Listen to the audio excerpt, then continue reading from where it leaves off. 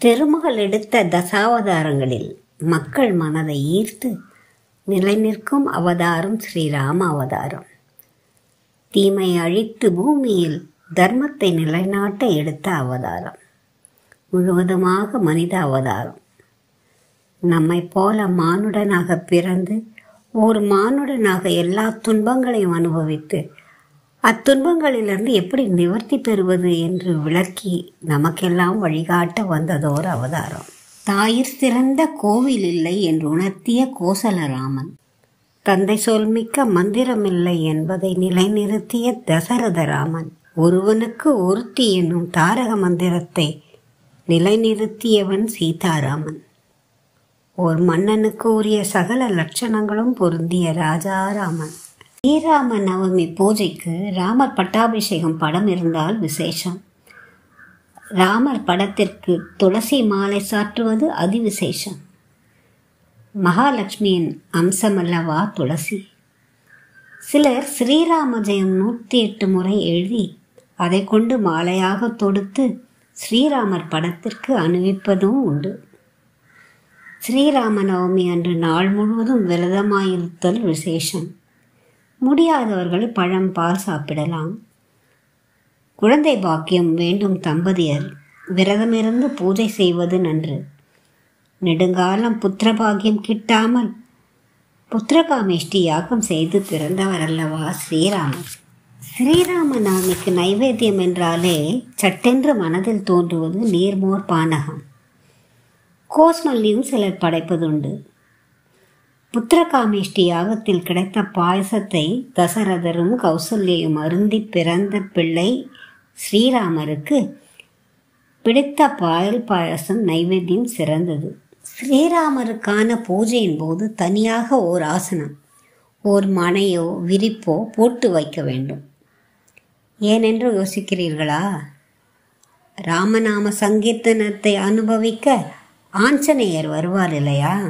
ராமாவதாரம் முடிந்து நாராயணர் வைகுண்டம் திரும்புகையில் ஆஞ்சநேயரை தன்னுடன் வர சொல்லி அழைத்த போது ஆஞ்சநேயர் மறுத்துவிட்டாராம்.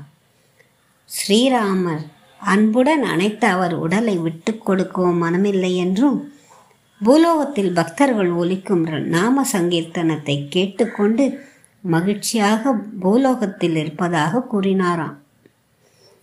எத்திர எத்திர ரகுநாத கீர்த்தனம் தத்திர தத்திர கிருதமஸ்த காஞ்சலி பாஷ்பவாரி பரிபூர்ண லோச்சனம் மாருதிம் நமது ராட்சசாந்தகமும். எத்திர எத்திர ரகுநாத கீர்த்தனம், எங்கெல்லாம் ரகுநாத கீர்த்தனம் ஒலிக்கிறதோ தத்திர தத்திர கிருதமஸ்த காஞ்சலம், அங்கெல்லாம் ஆஞ்சநேயர் அனுபவிக்கிற மகிழ்ச்சி கண்ணீர் பொங்க உட்காண்டிருப்பாராம். அவருக்காக அவர் மனமுகந்த உளுந்தாலான வடையும் செய்து படைத்தால் ஆஞ்சநேயர் மகிழ்வார். ஸ்ரீராமரின் ஜென்ம நட்சத்திரம் புனர்பூசம். ராமர் பிறந்தது சித்திரை மாதத்தில் நவமி திதியில்.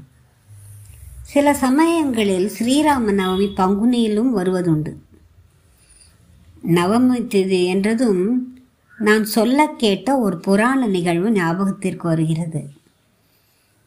அஷ்டமி நவமி திதிகள் சாதாரணமாக நல்ல நாட்களாக கருதப்படுவதில்லை. அந்த நாட்களில் சுபகாரியங்கள் ஏதும் செய்வதில்லை. தம்மை அலட்சியப்படுத்துவதாகவும் வருந்திய அஷ்டமி நவமி சிவபெருமானிடம் சென்று முறையிட்டனர். சிவபெருமான், நீங்கள் காக்கும் கடவுள் விஷ்ணுவிடம் சென்று வேண்டுங்கள், அவர் உங்களுக்கு நல்ல வரமளித்து ரட்சிப்பார் என கூற அஷ்டமி நவமி விஷ்ணுவிடம் தஞ்சம் அடைந்தனர். விஷ்ணு மனமிறங்கி, கவலைப்படாதீர்கள், என்னுடைய அவதாரங்களில் உங்களை வணங்கும் நாட்களாக மாற்றித் தருகிறேன் என்று வரமளித்தார். அவ்வாறே கிருஷ்ண அவதாரம் அஷ்டமியிலும் ராமாவதாரம் நவமியிலும் ஏற்பட்டது. ராமாயணத்தை எழுதிய வால்மீகி ஒரு கொள்ளையனாக இருந்தவராம். அவருக்கு நாரதர் ராமநாமத்தை உபதேசித்தார்.